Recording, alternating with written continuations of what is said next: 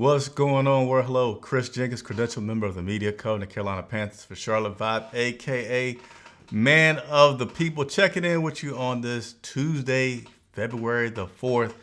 If you live in Charlotte, North Carolina, congratulations. You had, I don't know if it was a record, but you had a extremely nice, warm day here in the middle of winter. We're going to cool back off. But nevertheless, getting back into the saddle, keeping you guys up to date. Hope everybody is doing well. Hey, remember, we're still trying to grow. So be sure to like, subscribe, leave a comment. Those type of things and interacting with the channel help us continue to grow. So please consider doing so. Let's go ahead and jump into it. So today's show is just a lot of miscellaneous NFL news that I want to get you all up to date with. Just been trying to think about what format I want to do this off season as I look to pick up the content. So let me know what you think about the title and let me know what you think about the format. And we're going to continue to rock and roll with it and doing a lot more content leading you up to the NFL Combine in Indianapolis, Indiana, where I will be reporting live for you for several days, telling you about what's going on. We're going to do some more reports about the NFL draft and what I'm thinking as well, coming extremely soon. So let's go ahead and get into it. So a few things, again, no particular order, but just want to get you guys up to date with all the latest news. What's up, Nicole? Appreciate you tuning in late this evening to watch the show tonight. Myles Garrett, the 29-year-old superstar, first round pick out of, I believe, Texas A&M in 2017. Been with the Cleveland Browns his entire career. You know, it was said with that organization when they drafted Garrett, like, hey, you're going to go from Texas to Cleveland to the Hall of Fame. That's it. You're not going anywhere else. But recently, Myles Garrett took to social media and posted a message basically saying, hey, Cleveland, no love lost with you all, like the organization, like the fan base, but I need to win. I'm ready to win now. I want to get on a winning organization. So he put that out there that he wants to do a trade. So typically with these things, you know, the organization has been saying, hey, Myles Garrett, he's not going anywhere. He is here. I think there's 2 years remaining on his current contract. And it has been said that even if the Browns were offered 2 first-round draft picks, they're like, no, not going to do it. However, that whole dynamic changes when said player goes public and says, I want to get out of here. So I don't know what's going to happen. Of course, there's many things that could happen. It's just started yesterday that he made that announcement. So we will see. Of course, it could be exciting for him to be in Carolina. Well complicated to say what that would look like, but wanted to put that out there. And hey, if I start to hear some significant things about it that's relevant to the Carolina Panthers fans, I will certainly update you and keep you informed with that. So the NFL Super Bowl week is taking place now. Kansas City Chiefs will be taking on the Philadelphia Eagles this Sunday, I think about 6:30 Eastern time, but everything's kicked off full gear yesterday in New Orleans in terms of players and coaches and Roger Goodell speaking to the media. So I want to take some highlights from Roger Goodell speaking with the media and share them with you all, again, in no particular order. What's going on, Antonio McClanahan? Good to see you. Hey, Antonio's always helping us out here. Do what Antonio says. Antonio says like, subscribe, share the stream, leave a comment.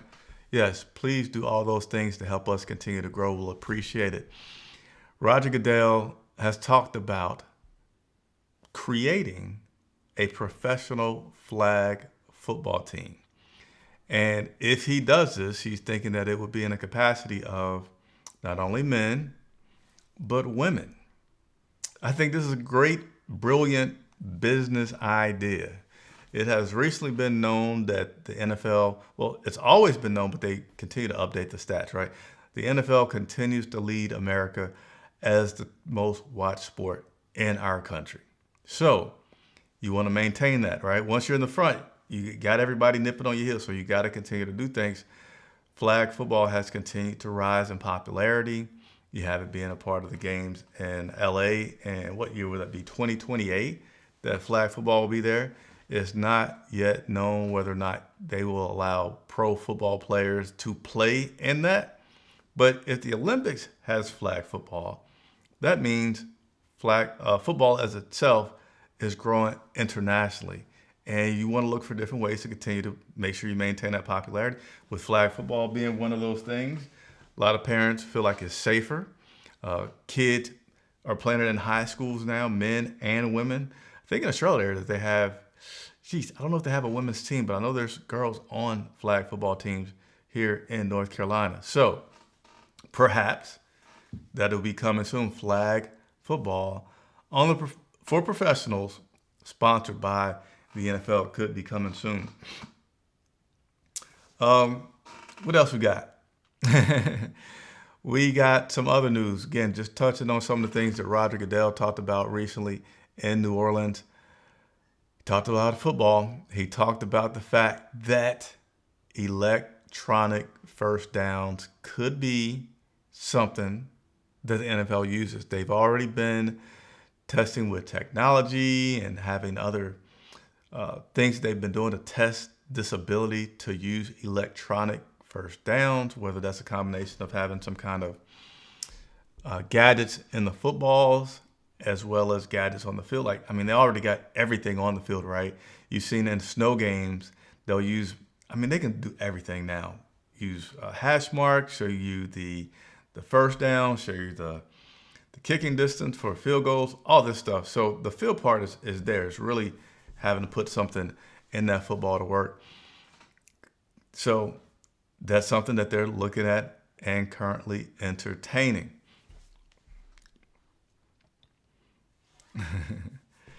Let's continue to move on with Roger Goodell and some notes from him talking with the media.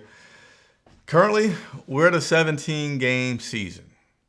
Teams alternate between having 9 home games and 8 home games each season. So, as you may know, the owners like money, right?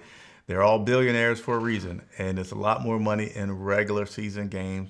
And plus, fans continue to get disgusted with the type of play that you see in the preseason.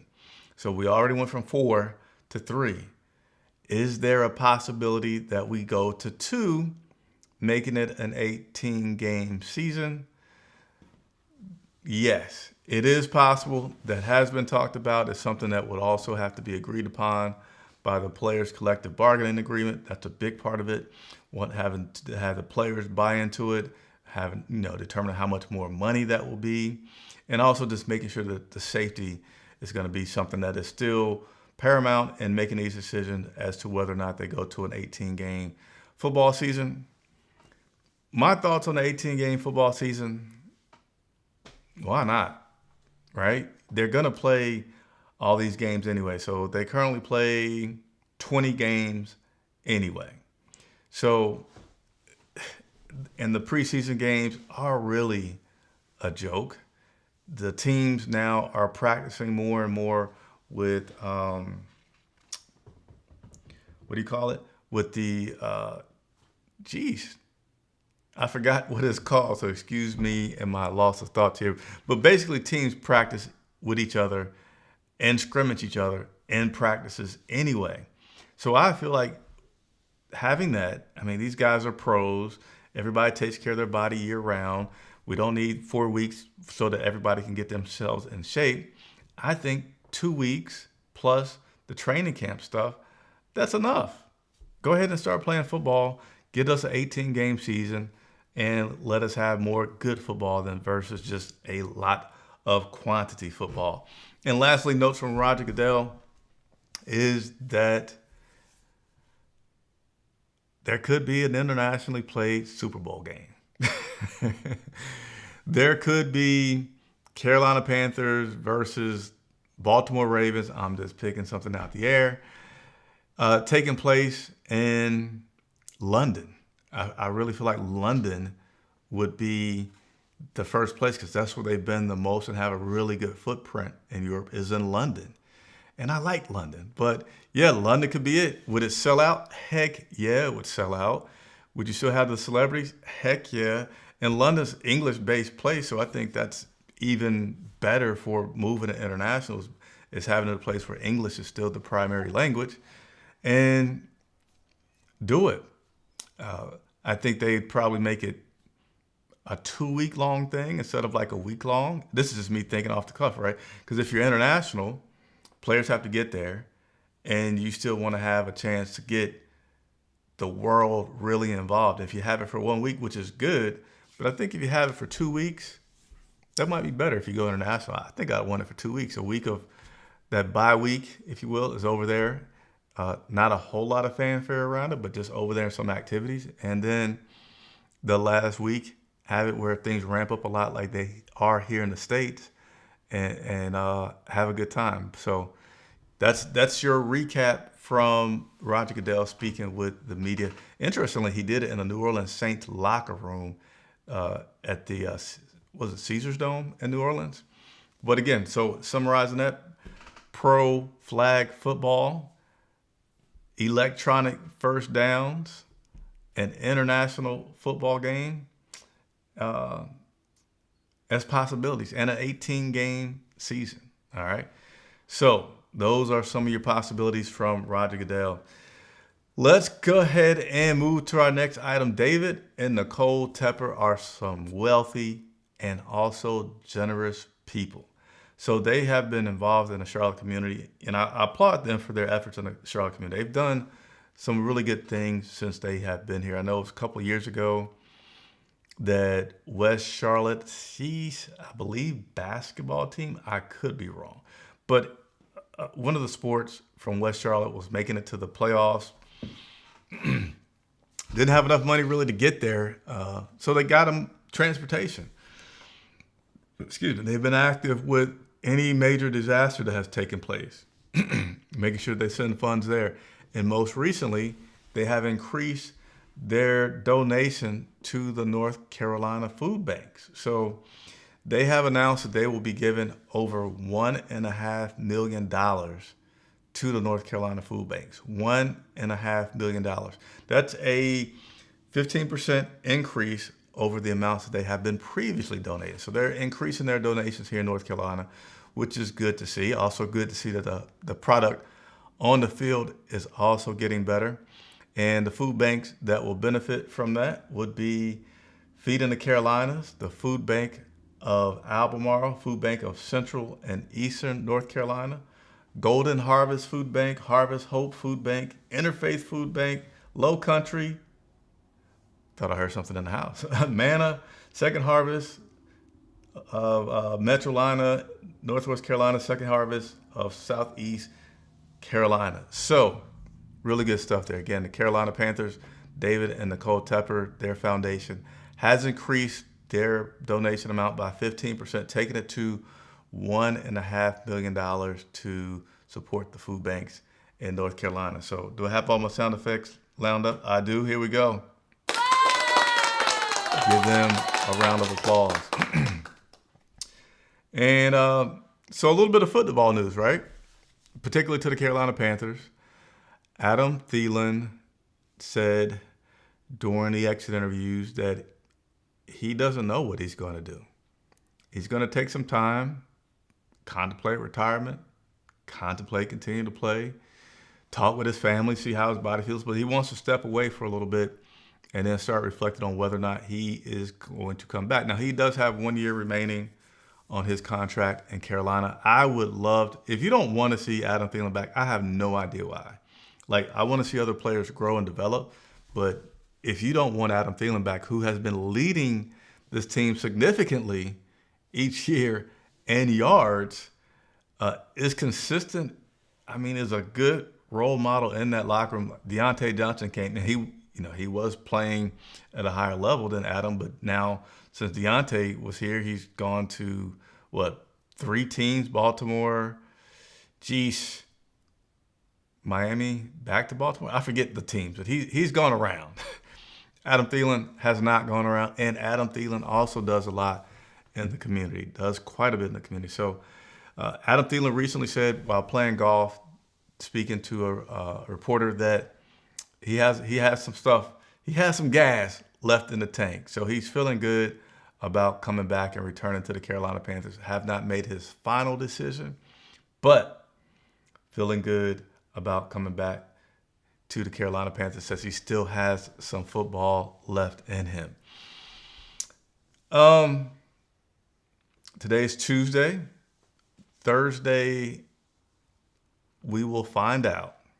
So very, very shortly, we're going to find out about a couple of guys that play for the Carolina Panthers, one exclusively, and Luke Kuechly and Steve Smith. Will they make it to Canton, into the Hall of Fame? So good news. We're only 2 days away. On Thursday, it will be announced whether or not Luke Kuechly and or Steve Smith makes it to the Hall of Fame. So I'm excited about that. Certainly hope if either of those guys make it, that the Carolina Panthers will be able to play in that game for the Hall of Fame in Canton. Would be really cool, because that way I'd get a chance to actually see the Hall of Fame ceremonies and cover the game, which is something that we do anyway. It'll be great to bring you all a lot of that content from either one of those guys. Both of them are phenomenal. Both of them are well-deserved. And again, we'll find out this Thursday if Steve Smith or Luke Kuechly will make it into the Hall of Fame. And last but not least, former Carolina Panthers, Ryan Khalil, and led by former NBA superstar Blake Griffin, bought a football team, hence soccer team, in Mexico. They did that last week. So again, Blake Griffin, and Ryan Khalil joined up. They're the primary guys in purchasing a football/soccer team in Mexico. And I think that this is pretty cool about how many guys they got to come in with them to be part of their ownership group. You ready for it? Because it's a lot. So, a guy that likes investing in businesses, myself, really like this story. So, I think Thomas Davis and Ted Ginn own a Arena League team here in Charlotte. So that's pretty cool. So it's cool to watch these guys continue to have business life after football. There's obviously life after football for them. So again, Blake Griffin, Ryan Khalil, two primary owners. Now let me share with you all the list of the other people that are supporting them. Running back Christian McCaffrey is on that ownership group. NFL All-Pro George Kittle is in that group. Our former guy, Sam Darnold, who is, balled out for Minnesota Vikings. We'll see where he lands next season. But Sam Darnold is a part of the ownership group. Now, listen to these Panthers. Greg Olsen, Luke Kuechly, Julius Peppers, Jonathan Stewart, and Riverboat Ron Rivera put a few dollars into it. So this group is all part of the team that bought this football team in Mexico, and they're going to rebrand the team, going to get really involved in the community. Ryan Khalil owns his media company. They're going to do this documentary on their process and taking over this team and trying to build it into something bigger and better down there in Mexico. So that's pretty cool. So that'll be it for tonight. Appreciate everybody for tuning in. Again, want your feedback, right? So gonna do more off-season content. Still was a little slower than I wanted getting out the gate to do these shows, but I feel like I found the format. I feel like I found the title that I want to do, so I can now do shows more frequently. Give me your feedback. Do you like the title? Do you like the miscellaneous news? Now, I know a few people chimed in about some specific news for the Carolina Panthers and players and coaches. Draft, those are coming up as well. I promise you, I'm now locked and loaded. We're going to have some more content. I'm going to talk about some of the coaching changes because we have had quite a few. Let's go ahead and shout outs to Steve Wilks for finally getting back into the NFL. He's now with the New York Jets, defensive coordinator. So I will kind of spill the beans, if you will, about one coach. I think this is not directly a Carolina Panther coach, but Steve Wilks is now the defensive coordinator for the New York Jets. And if you remember this name, Chris Harris, do you remember that name? Maybe, maybe not. Well, Chris Harris played for the Bears, but he also played for the Carolina Panthers for a while, setting a record for, what was it? Fumble recoveries, forced fumbles, something like that. But Chris Harris, also a former Carolina Panther, is now the secondary coach / defensive passing game coordinator for the New York Jets. So a little Panthers tie-in now is up there in New York. So I'll tell you that. But yeah, we're going to talk more about the Carolina Panthers, specifically coaches, players, and draft picks coming up. Appreciate everybody for tuning in. Do me that big favor. Hit the like button, subscribe, leave a comment, help us grow. Got a lot of stuff to look forward to. Thank you so much for watching.